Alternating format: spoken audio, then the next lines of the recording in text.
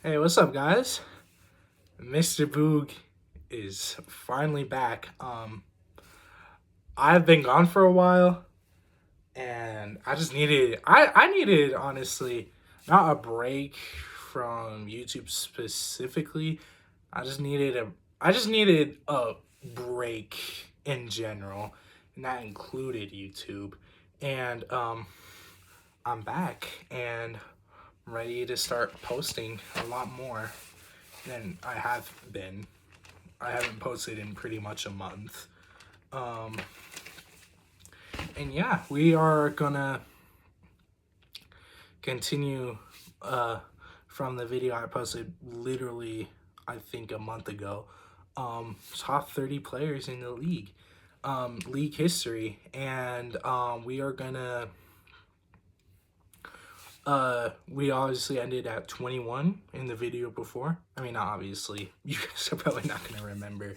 But yeah, we left off at number 21, and now we're just going through 20 to 11. Excuse me. Excuse me. So yeah, we're just going to get right on to my next batch of players. And we are gonna. And oh, just quick thing. There is one guy who a lot of people are gonna think needs to be higher. Just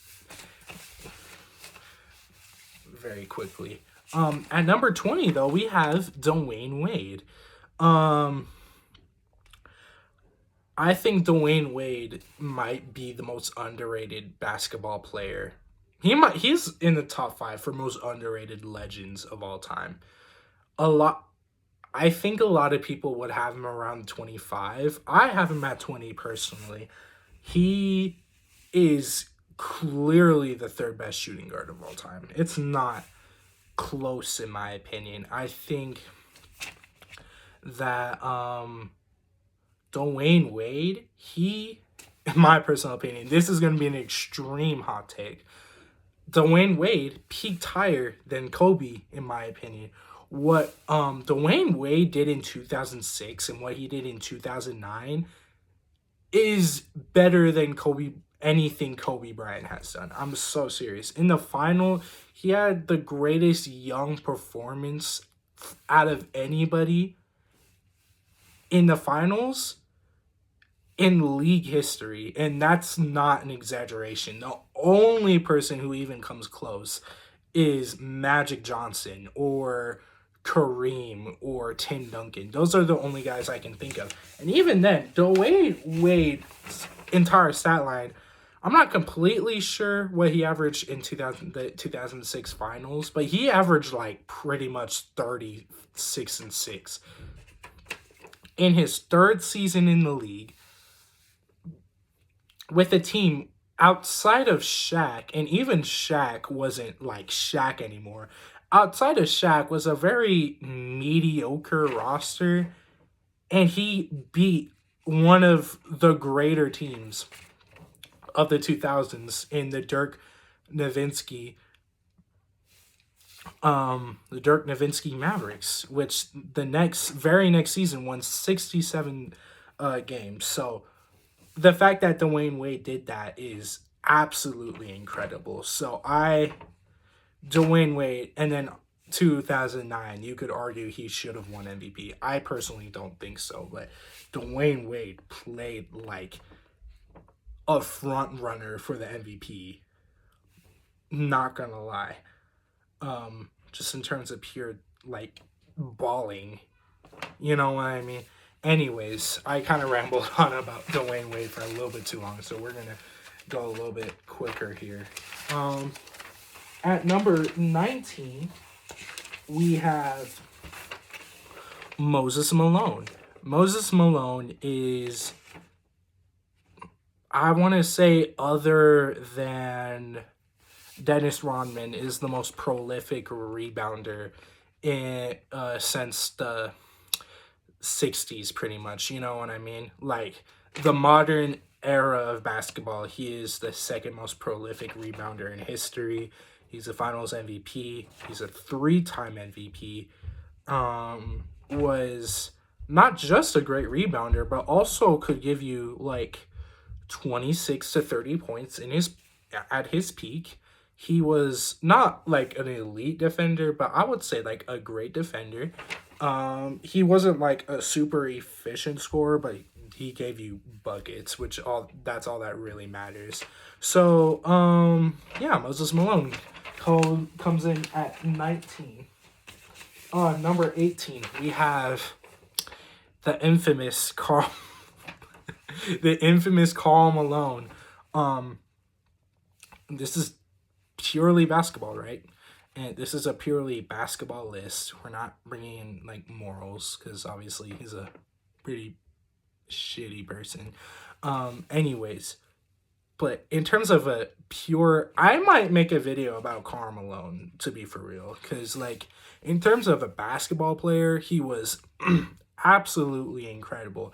He is the only other person in the 90s to average 30 points per game in the entire decade. Other than Michael Jordan, he is the only other person to average 30. And that just speaks to how dominant of a scorer he was. He is pretty much the model of consistency. Pretty much from, like, I want to say 87 to 2000, he could give you 25 points, 10 rebounds, 4 assists while playing great defense and being efficient. That is a obvious model of consistency, and in my opinion has the second greatest longevity out of any player in history, and I will stand by that. In my personal opinion, he could have been even higher if he even won one ring. Just one ring. But he never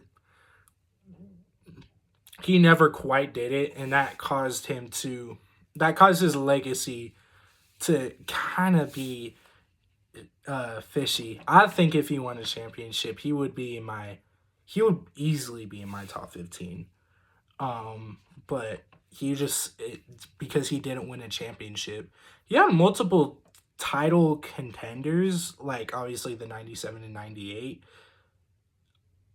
But man, he just never won. So you can't like give him credit for never winning a championship. So he goes in at 18th. 17th, Jerry West. The logo. And he is a really great basketball player, obviously, right? Before further consideration, I had him like 13th. I think 17th is a much better place for Jerry West. He only won one ring.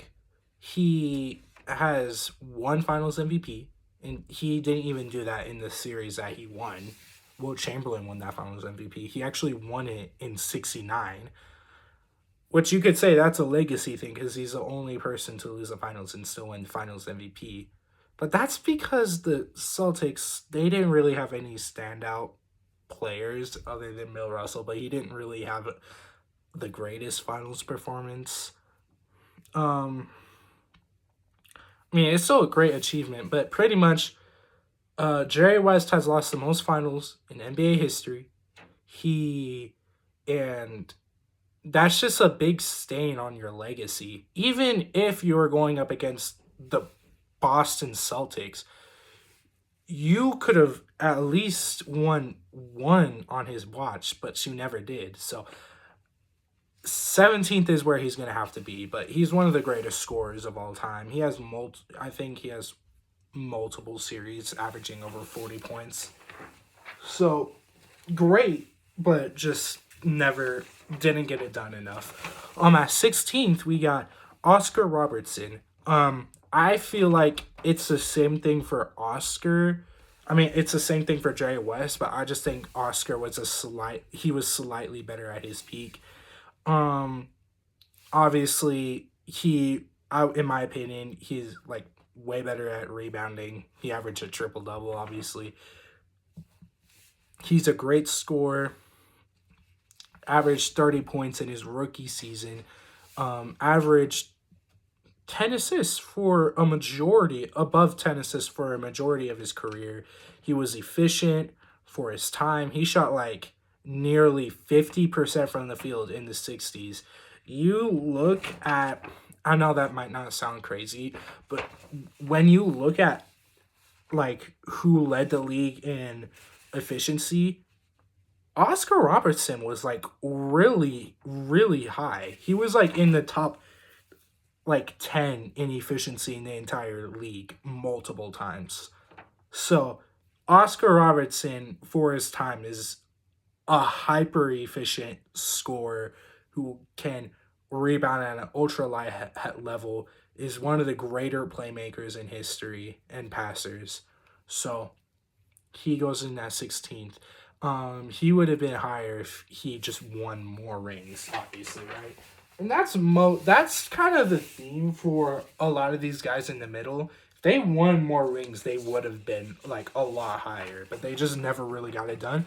And another great example for that is Kevin Garnett, who comes in at number 15th. In my opinion, he's a top 5 defender of all time. He is one of the most like futuristic bigs ever. He just never got it. He only got it done once, and that kind of hurts his legacy. Even though it kind of wasn't his fault, but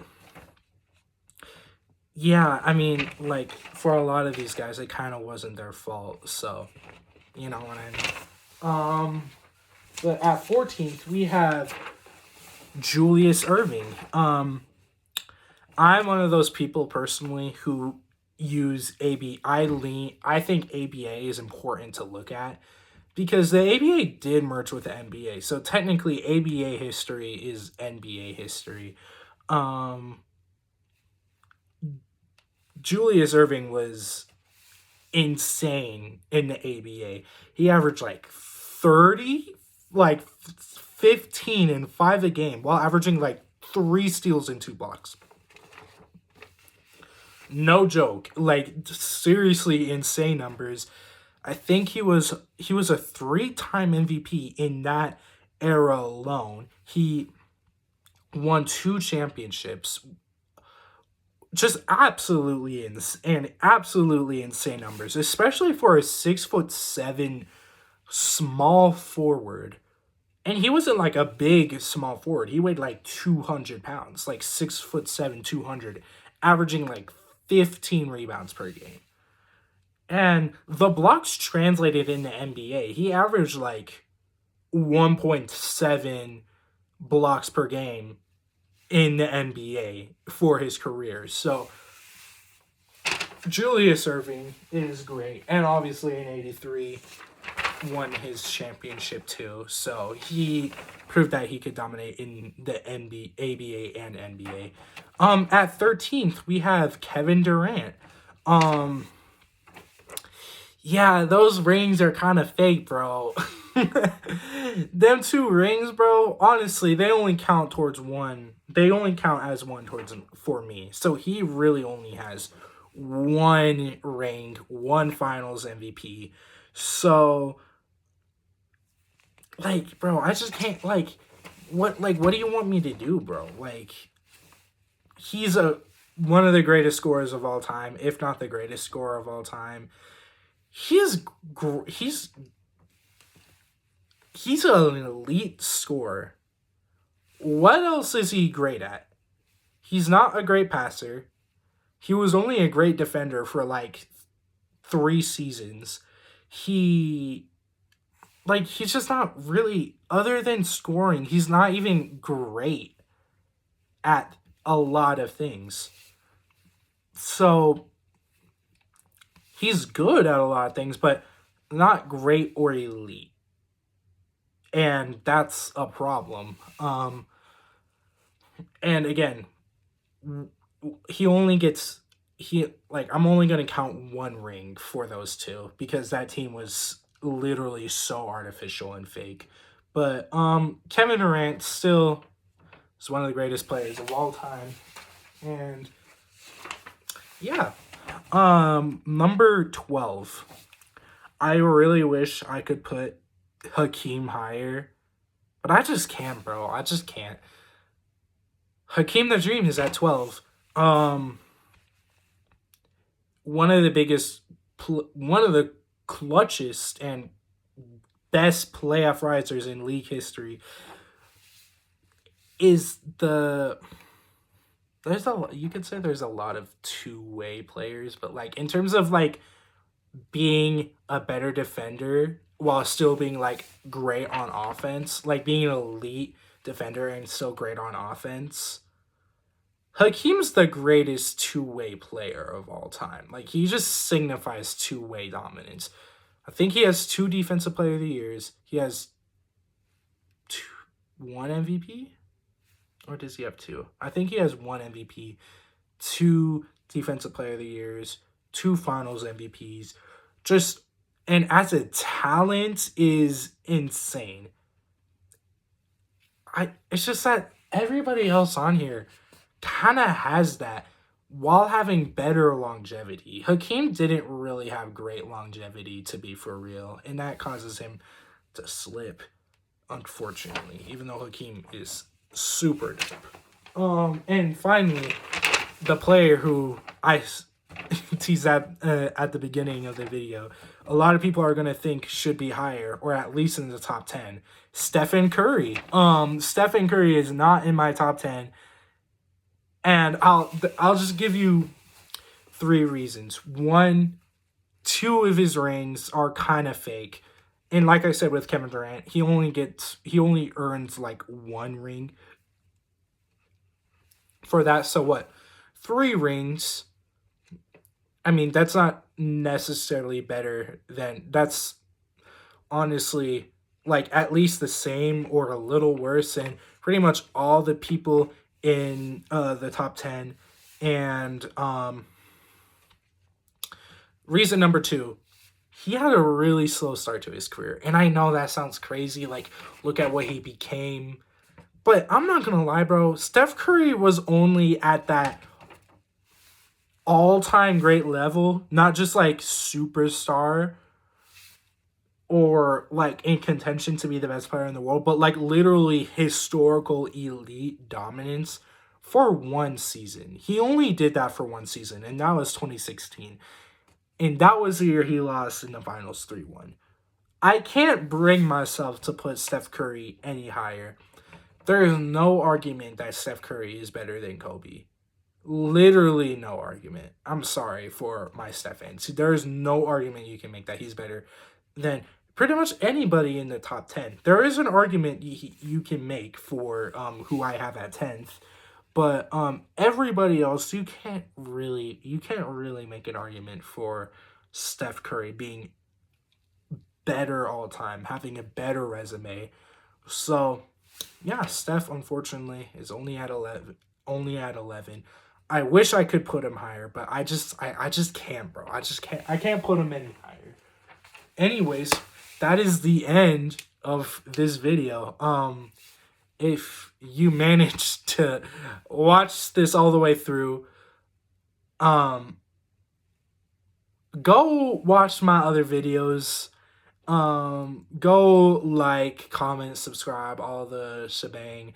And I'm gonna be posting my next video. Trying to figure out what I want to do for.